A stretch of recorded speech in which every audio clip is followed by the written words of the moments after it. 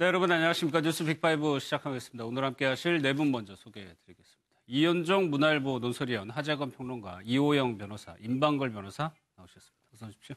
예. 역대 최고 사전투표를 기록한 4.3 보궐선거가 이 시간 현재 진행이 되고 있습니다. 경남 창원 성산 투표소에 나가 있는 취재기자 연결해 보겠습니다. 조창훈 기자, 현장 분위기 어떻습니까? 네, 저는 지금 경남 창원시 반송동 제10투표소에 나와 있습니다. 오늘 오전 6시부터 시작된 4.3 보궐선거 본투표는요, 오후 3시 기준 38.1%의 투표율을 기록하며 순조롭게 진행되고 있습니다. 이제 투표 시간이 절반을 넘어섰는데요. 이른 오전부터 제법 쌀쌀한 날씨에도 유권자들은 꾸준히 이곳 투표소로 발걸음을 옮기고 있습니다. 이번 보궐선거는 국회의원 선거구 2곳, 그리고 기초의원 선거구 3곳 등 총 5곳의 선거구에서 치러지게 됩니다. 보궐선거로는 역대 최고인 14.37%의 사전투표율을 기록한 만큼 앞으로도 이곳 투표소를 찾는 시민은 꾸준히 늘어날 것으로 보입니다. 국회의원 선거 같은 경우에는 두 지역 모두 경남 지역에 있단 말이에요. 그래서 정치권이 여야 모두 상당히 공을 들인 지역입니다. 네, 그렇습니다. 이번 보궐선거는 국회의원 2석을 뽑는 미니 보선에 해당합니다. 하지만 그 정치적 의미는 남다르다고 할 수가 있습니다. 1년 앞으로 다가온 총선의 승부처가 될 PK 지역의 민심을 미리 가늠해 볼 수 있기 때문입니다. 만약 두 곳에서 특정 정당이 이기기라도 한다면 그 당은 앞으로 전국의 주도권을 거머쥘 가능성도 높습니다. 따라서 각 당 후보들은 선거 당일인 오늘도 유권자들에게 전화를 돌리면서 투표를 독려하고 있습니다.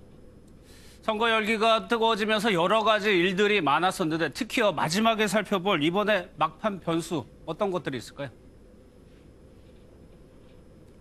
네, 각 당은 선거일에 임박해 터진 각종 논란이 혹여나 선거 결과에 영향을 미치지는 않을까 촉각을 곤두세우고 있습니다. 민주당의 경우에는요, 장관 후보자 낙마와 인사검증 부실 논란에 대한 청와대 해명이 적절치 않았다는 논란이 부담이 되고 있습니다. 한국당의 경우엔 황교안 대표의 축구장 유세와 통영 고성에서 불거진 지역기자 돈봉투 매수 논란이 신경이 쓰이는 모양새입니다. 이번 선거는 평일에 치러지는 만큼 오후 6시가 아닌 오후 8시까지 투표가 진행됩니다. 따라서 투표 결과는 이르면 오후 10시 반쯤이 돼야 나올 것으로 보입니다. 지금까지 경남 창원 반송동 제10투표소에서 MBN 뉴스 조창훈입니다.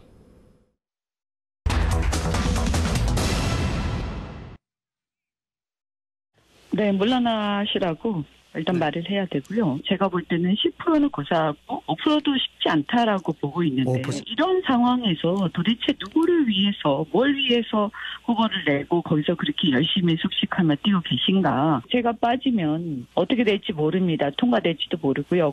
이것을 나는 막아낼 때까지 끝까지 나는 안 나갈 것이다. 손학규 대표를 그렇게까지 대놓고 때리는 이유는 뭘까요? 이거는 그냥 자당 대표를 때리는 걸로는 역대급인 것 같은데. 손 대표를 싫어하죠. 진짜 그러니까 이게 정치가 노선 차이가 있어요. 이현주 의원은 보수 대통합 이야기하고 손학규 대표는 중도 대통합을 이야기하죠. 아니 다 때리잖아요. 이현주 의원 지금. 저보다 훨씬 더 강하게 모두 까기를 하고 당내에서 자기 주도권 싸움을 하겠다는 거예요. 비공개 지금은 탈당이 아니라 네. 당내에서 어쨌든 자기 노선을 메인스트림 주류 노선으로 만들어 보겠다고 내부 투쟁을 하는 거죠.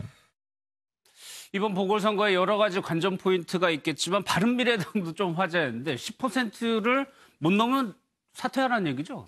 그렇죠. 이현주 의원은 지금 연일 사실 뉴스메이커가 되지 않습니까? 본인의 어떤 정치적인 여러 가지 자산을 축적하는 과정도 있겠지만 사실 아까도 말씀했지만 이 노선 차이가 좀 큰 것 같습니다. 바른미래당 내부에서 예전에 이제 국민의당 계열 분들하고 또 이제 바른당 계열 분들하고 이제 어떤 심각한 노선 차이가 있는 것 같아요. 즉 지금 현재 이제 이현주 의원을 중심으로 하는 이분들 같은 경우는 자유한국당과의 보수 대통합을 일단 구상을 하고 있는 것 같고 지금 손학규 대표는 이제 중도 통합을 이야기를 하고 있는 것 같거든요.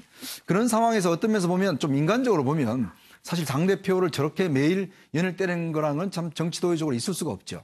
그러나 선거공학적으로 보자면 과연 그럼 이번에 바른미래당이 어떤 정치적 의미를 갖고 있을까? 이번에 창원 성산에 후보를 내는 거에 있어서 지금 이현주 의원 이야기는 그렇다면 보수적인 어떤 표를 좀 몰아주는데 바른미래당이 기여를 해야 되는데 사실 어떤 표를 의미 있는 표를 얻지도 못하면서 네. 사실 어떤 면에서 보면 여당을 도와준 건 아닌가 이런 이제 의문을 제기를 하고 있는 거거든요. 네. 그런 면에 비춰본다면 앞으로 아마 이번 선거 끝나고 난 다음에 바른미래당 내분을 저는 상당히 예고하는 게 아닌가 싶습니다. 더군다나 지금 이제 뭔가 선거가 1년 딱 남았지 않습니까? 네. 그러면 뭔가 바른미래당 의원들 내부에서도 뭔가 이제 행로를 결정해야 될 단계거든요. 네. 그런 면에 비춰본다면 이현주 의원의 행로는 분명한 것 같아요.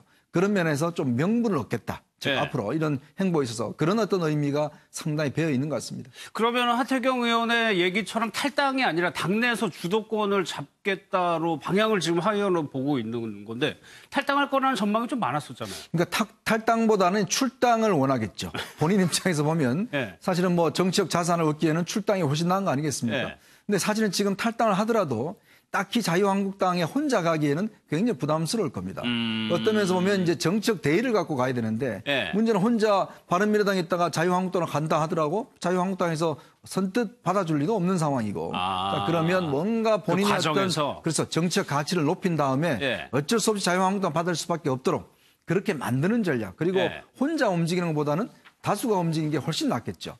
또 많은 또 어떤 면을 보면 이득이 있겠고 아마 네. 그런 측면을 본다면 본인의 정치적인 역할과 어떤 위상을 높이기 위한 저는 전술로 보고 있습니다. 네. 하재근 평론가님, 글쎄요. 조국 수석의 총선 차출론이 이제 벌써부터 나오는데 네. 그 부분에 대해서 한번 붙어보자.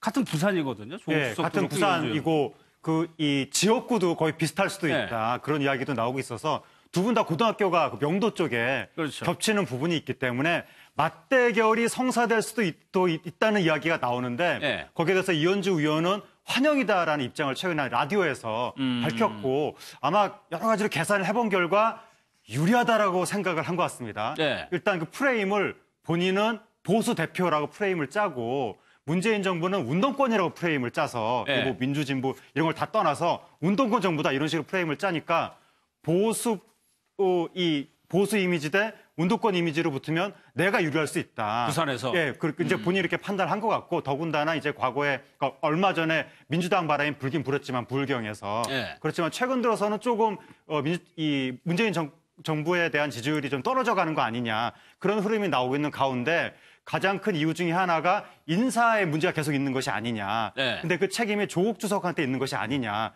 그럼 조국 주석이 나온다 하더라도 그렇게 큰 지지는 받지 못할 가능성이 있고. 근데 조국 주석의 이름값이 엄청나기 때문에 네. 이러한 구도에서 만약에 1대1 구도가 된다면 이 지역구 승부가 전국적인 주목을 받을 것이 뻔한데 거기서 내가 만약에 조국 수석을 이기면 나는 순식간에 어떤 보수의 대표적인 그렇겠죠. 정치인으로 거듭날 수가 있기 때문에 아마 본인은 그냥 조국 수석이 만약에 내 맞대결 상대로 온다면 뭐 그래도 괜찮다 이 정도가 아니라 거의 맞대결 상대로 조국 수석을 원하는 수준으로까지 적극적으로 지금 바라고 있는 것 같습니다. 네. 근데 이호영 변호사, 이현주 의원이 김의겸 전 대변인을 고발하는 그 단체의 공동대표더라고요. 굉장히 행동하는 면도 있어요. 네. 지금 어제죠. 이제 이현주 의원이 대표를 네. 맡고 있는 그 행동하는 자유시민이라는 그 시민단체에서 김의겸 대변인을 지금 이제 부패방지법 네. 위반 혐의로 검찰에 고발을 했는데 그 부패방지법 7조의 2를 보면 그 공직자의 그 업무상 비밀 이용 금지 조항이 있습니다. 네. 그래서 공직자가 그 업무상 비밀을 이용해서 본인이 또는 타인으로 하여금 재물이나 재산상 이익을 얻게 하는 것을 금지하도록 규정하고 있고요. 네. 이것을 이제 위반하게 되면 그 부패방지법 86조에서 업무상 비밀 이용죄라고 해서 그 7년 이하의 징역에 처할 수 있고 또 그러한 어떤 업무상 비밀을 이용해서 취득한 재산상 이득을 몰수 또는 추징할 수 있는 그런 조항이 있기 때문에 이 부분에 대한 좀 수사가 진행된다면 네. 처벌의 가능성도 배제할 수는 없을 것 같다 이렇게 볼 수 있을 것 같습니다. 고발하면서 기자회견을 했는데 영상이 있습니다. 한번 좀 보겠습니다.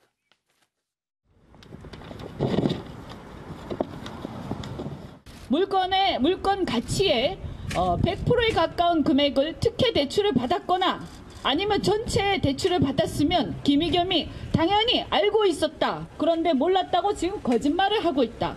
뭔가 굉장히 수상쩍다라고 내가 하면 노대책이고 남이 하면 불법적이고 이런 식의 내로남불적 행태를 이렇게 한다. 그래서 이번 사건을 철저하게 진실을 규명해 주시기 바라고.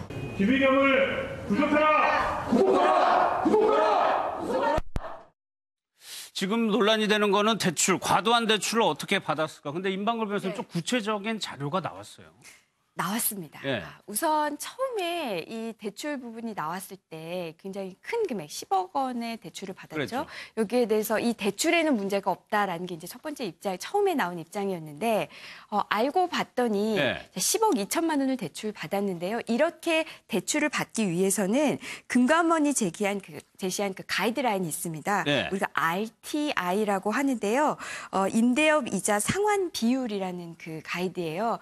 그것은 내가 낼 이자보다 임대료가 더 많아야 됩니다. 그게 네. 1.5배 더 많아야 되는데요. 자, 10억 2천만 원을 대출받기 위해서는 임대 수익이 월 530만 원 이상이어야 해요. 네. 그런데 이번에 대출을 받으면서 이 1.5보다 약간 부족한 이 RTI가 1.48로 나왔지만 하지만 그 대출 당사자인 김 전 대변인의 아내가 연금 소득이 있어서 어쭈 뭐 1.5 맞다 해서 그 지점장 전결로 해서 대출을 해줬다는 거거든요. 근데 네.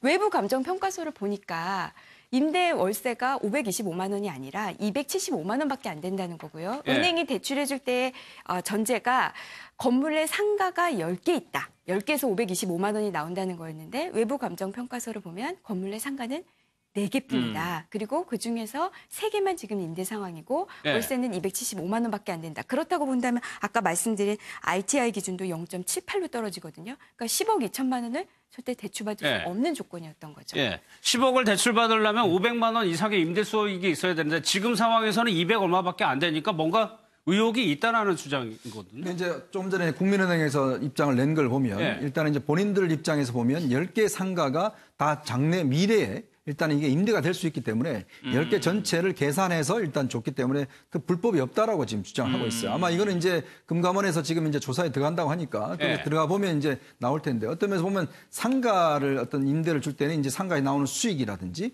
그다음에 어떤 본인들의 수익을 이제 계산해서 이제 대출을 해주거든요. 근데 예. 이제 의혹은 그렇습니다. 지금 이 국민은행 이 지점 자체가 보면 이 지점장이 이제 김의겸 전 대변인의 고등학교 1년 후배예요. 지점장이. 그러니까 보통 보면 이제 은행 같은데 이제 그 돈을 빌릴 때 지점장 우대 금리라는 게 있습니다. 그 지점장 알게 되면 또 상당히 좀 잘 그렇죠. 해주는 게 네. 있거든요. 근데 그게 뭐 불법은 아닙니다. 사실 다 이제 은행들이 하기 때문에 또 이게 실적으로 잡히거든요. 그런 면에 비춰봤을 때 과연 그럼 이게 과도하게 해줬는가 아니면 지점장의 어떤 권한 내에서 해줬는가 이게 이제 쟁점이 될 것 같고 또 이제 이 정도 되는 금액은 사실은 본점 결제는 하지 않고 그냥 지점에서 전결로 할 수 있는 거라고 그래요. 그러면 아까 말씀드렸던 감정평가서에서 이제 4개 정도와 그다음에 지점에 이 은행 측에서 봤던 10개 정도 상가를 이제 일단 보고서 이제 빌려줬는가 이게 이제 어떤 기준에 맞느냐 이 논란이 아마 앞으로 일단 금감원에서 검증할 때 좀 논란이 있을 것 같습니다. 그러니까 10개로 상가를 쪼갠 것이 적절했고 뭐 타당하냐를 금감원에서 그렇죠. 보는 거겠죠. 네. 그래서 그리고 내부 그게 좀- 규정을 네. 지켰느냐 이런 부분을 아마 금감원에서 살피겠죠. 알겠습니다.